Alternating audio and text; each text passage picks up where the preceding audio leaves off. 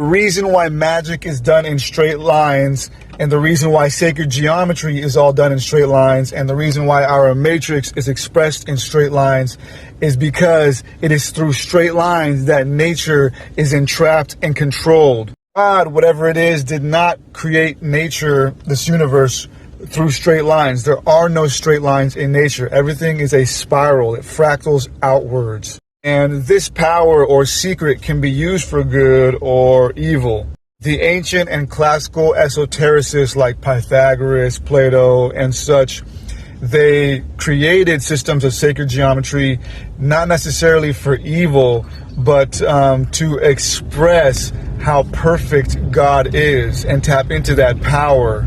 Ancient cathedrals and works of art that utilize sacred geometry did so to ultimately venerate and tap into the divine power of God. But the funny thing is, God does not create through straight lines.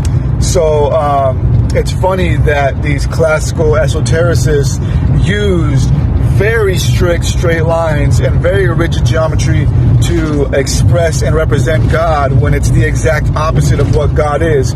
But it's the only way that man could truly express how perfect God is, because when you look at nature, it looks chaotic, but it's very far from chaotic. Everything in nature has a purpose and a reason for being. It is perfect to the T, but we could never match the perfection of nature. So the only way that we could represent that is through the illusory perfection of straight lines and rigid geometry.